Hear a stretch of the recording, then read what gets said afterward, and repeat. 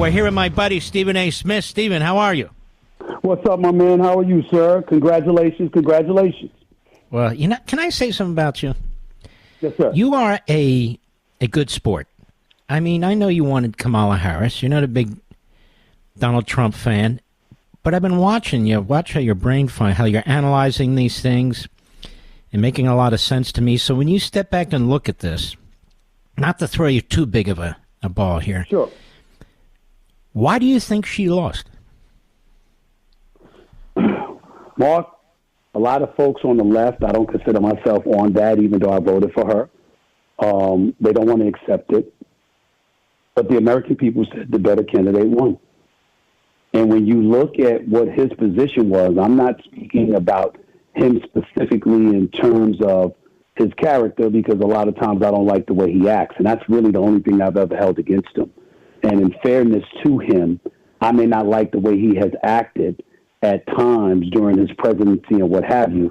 But prior to him ever running for president, me and a whole host of other people actually did like Donald Trump. We got along with him. We saw it in sporting events and things of this nature, which is why I never brought in to all of the incendiary rhetoric that was thrown in his direction about, being racist and all of this other stuff. You never heard those words come out of my mouth.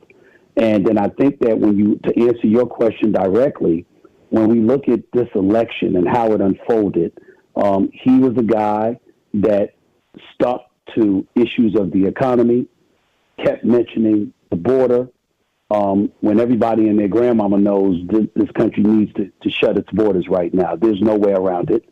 And not only that, he pounced on her positions in terms of identity politics, cancel culture, the whole woke thing and what have you, as it pertained to transgender, people transitioning from male to female and participating in female sports and stuff like that. When you saw the inordinate amount of commercials that he was running in the last couple of weeks of the election, he pounded her with it.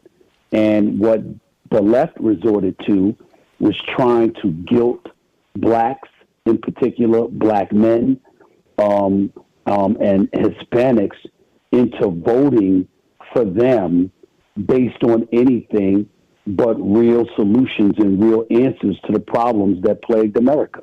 They tried to make folks feel as if you'd be damn pretty close to the Antichrist if you voted for Trump. And most of the American people were not going for it. In my opinion, in hindsight of the election, they were absolutely right to do so. And I tip my cap to a whole bunch of Americans out there who decided to vote for him because they weren't falling for the same old. I didn't vote for him because I didn't like the way that he behaved. And I think the presidency is a statesman position. And I think the country was too divided. But in hindsight of it all, I can't deny the fact that he proved to be more equipped for the job at hand because he campaigned better than she did, or at least the folks who were leading her decided to campaign. Let me ask you a question. Obviously, you're more in touch and familiar with not just the black community, but young black males in particular. And I say that because of ESPN and you go to these historically black colleges and so forth. I mean, like I get it. I'm a white guy, but when I see Obama come in and he's talking down to young black men, I'm going, what the hell is that? And then this proposal, this stereotype, we're going to allow loans to young black men so they can open up weed stores. I mean, isn't that kind of ridiculous? I thought it was, and I said something about it. I was obviously right through the coals because I made sure somebody who has profound respect for Barack Obama. I know that how you feel about him strictly because of his politics and stuff like that. But me personally, as a black man, to see a black man become the president of the United States, to see him conduct himself with class. If you're on the left, you loved him. If you're on the right, you couldn't stand him. And I understood that. But to watch him go into Pittsburgh that day and to talk to men and say you're not voting for her and to allude to misogyny and chauvinism, I found it really offensive. I really, really did. And I spoke up about it because, you pick which way you want to have it. a lot of people, particularly liberals, as inaccurate as I think it is on far more occasions than not. The fact of the matter is the stigma is out there that black men aren't in the household enough. Well, guess what? That gave you a license to revere black women because they supposedly were raising us, right? They were taking care of us, right? They were nurturing us, all right? They were doing all of these different things. But now that it comes time for Kamala Harris to earn her stripes and win the election, suddenly the thought of voting otherwise made us misogynistic or chauvinistic. I was definitely not down with that. I was very unhappy about him saying that. And I said so publicly on my show, the Stephen A. Smith Show on YouTube and the podcast on iHeartRadio. I was very upset about it. I didn't backtrack, didn't apologize. And then when you look at the business plan, when you're coming up with $20,000 for folks to start their own businesses, I don't know about you, Mark, but I don't think that's nearly enough. And I don't think that comes close to fixing the problems that plague us as a nation. Economically, the problems have to be addressed. You've spoken out against this on many occasions. We're over $36 trillion in debt. Now, both Republicans and Democrats have contributed to that. And I give you credit for that because you've spoken out against Republicans when you thought they've spent too much, and you've spoken out against liberals as well. Why? Because it may not have a profound effect on our life in our lifetimes, but it's going to affect the future generations to follow because they have to clean up the mess that was created by us and the people who preceded us. And so you got to have a plan to address that. There was absolutely positively no excuse whatsoever to have open borders, which is what he did via executive order on day one. Here's the crime in all of that. Well, you wanted to point out how Trump wanted to close the borders and wanted to engage in mass deportation. But President Obama deported more people than Trump actually did. He was just quiet about it. So if you're a liberal and you side with Obama, why would you do the polar opposite of what Obama did with deportations and go and open the borders and let more than 12 million people in? That makes no sense whatsoever. Yeah, it's crazy.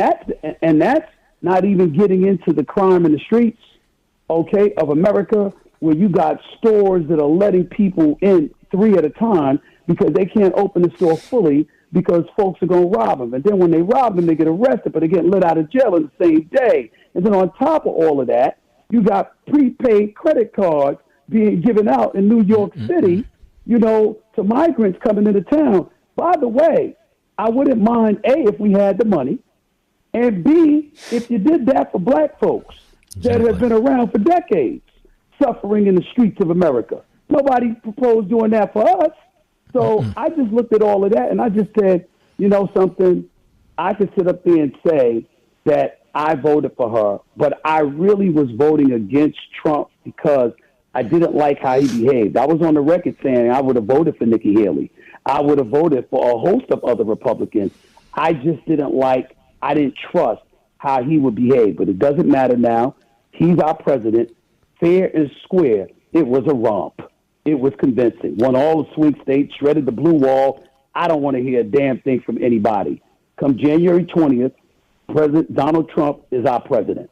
And the bottom line is, if we want America to succeed, we got to hope and pray that he does the job that he said he was going to do in uplifting this country. I bet you'd love to interview him about now, wouldn't you? I wanted to interview him before the election. And by the way, just so you know, when I proposed to do the interview, and there were people in his camp, surrogates, who entertained the possibility because they spoke to me personally, I can tell you this. You know what I told them? You know what I told them, Mark? I said, you know all of these criminal cases? I said, you got the 34 felony accounts, you got the 2 impeachments. I said, guess what? I promise you, I won't ask him a damn thing about that. All I care about, I said, because if you're on the left, you want to make a case for him just to keep him out of office. You're on your right, you want to ignore all the things the left is saying because you believe everything, all of this is a byproduct of the left and their agenda to keep him out of office. I'm not getting into all of that. I wanted to sit down with Donald Trump because I wanted him to convince me and to convince others why he should be president, not whether he was a better candidate over Kamala Harris. Why should you be president of the United States of America? That would have been a good interview, and he would have been able to answer. And let me tell my audience something. I think that sure. Stephen A. Smith's not like this ideological left-wing guy. He's a businessman. He thinks with his head. He's not emotional about, well, he's emotional, but he's not emotional instead of his head. If you watch his show First Take, which I watch when I can, and you know that, Stephen, when I can, I watch it. Very analytical. Very interesting take. He doesn't go with the crowd, not because he doesn't want to go with the crowd, because he doesn't think like the crowd. It's just the way he is, and that's what's always attracted me to you. I mean, let's be honest, there's a zillion sports broadcasters and there's a zillion talk show hosts. Right. But some rise to the top. We're here with Stephen A. Smith. He's ubiquitous. He's a one-man conglomerate. Stephen A. Smith, let's talk a little bit of football, if you don't mind. Sure. We've got a big game coming up Thursday night between Washington and Philadelphia. What do you think? It could go either way. Washington's been very impressive this year. This kid, Jaden Daniels, is something special. I know they lost to the Pittsburgh Steelers yesterday, but they've been playing very, very well. And Dan Quinn has done an exceptional job in his second stint as a head coach. He head coached in Atlanta years ago, got him to a Super Bowl, but they lost a 25-point lead to the New England Patriots and lost. But he's got them playing very well. And let's take a moment to give Cliff Kingsbury a lot of credit. I never thought he deserved a head coaching job in the NFL. He coached at Texas Tech. He then went on the collegiate level, bypassed a whole bunch of people to get the job at Arizona. Didn't necessarily win there, but he's the offensive coordinator in Washington, and he's doing one hell of a job with that rookie quarterback and a hell of a job as an offensive coordinator. Washington is no joke. They're a team to be reckoned with, but Philadelphia is something special. Jalen Hurts is playing well. Their wide receiver, A.J. Brown, is back. They're all healthy. Is back. And Saquon Barkley is a league candidate for MVP. He's something special. So it could be a doozy. It's going to be a good game. How did the Giants lose him, by the way? They paid Daniel Jones before him, their quarterback.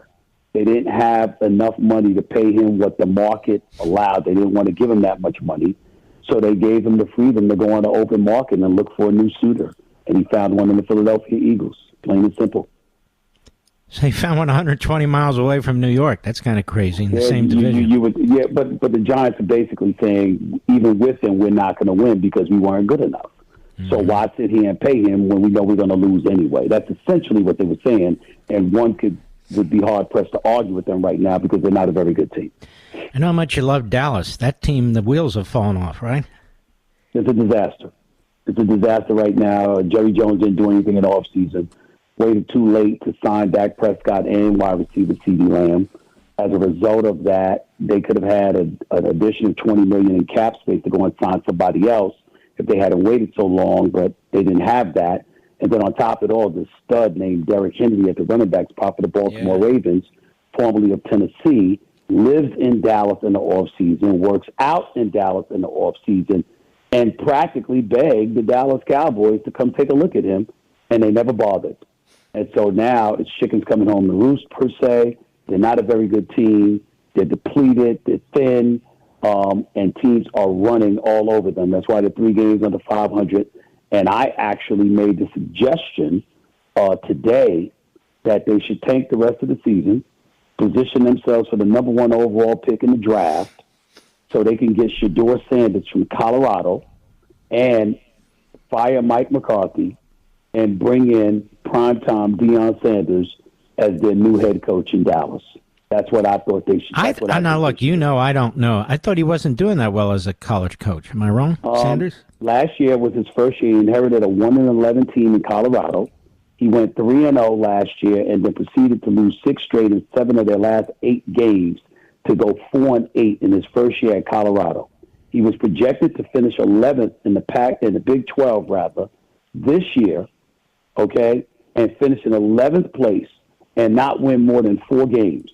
He's already 6-2, in second place in the league, and in line for a conference championship and a college football playoff berth in his second year. That's pretty good. I didn't realize that. Very good. That's pretty damn good. Yeah. Now, what about the Chiefs? I mean, football's football, but if that guy hadn't missed the field goal, they would have lost that game. That's what do true. you think of them? They've won 15 straight dating back to last season, Mark. 12 of those victories have been won by a touchdown or less. And so 1 possession. Patrick Mahomes is still the best in the game by a mile. He's as elite as they come. I shouldn't say by a mile because Lamar Jackson's pretty damn special. So is Josh Allen in Buffalo. Well, Patrick Mahomes is the creme de la creme. But their offense hasn't been great this year. Their defense has been great. And then when you look at their defense, that's why everybody's looking at them and just saying they're not even as good as they were I'm sorry, they're better than they were last year. And they won the Super Bowl last year.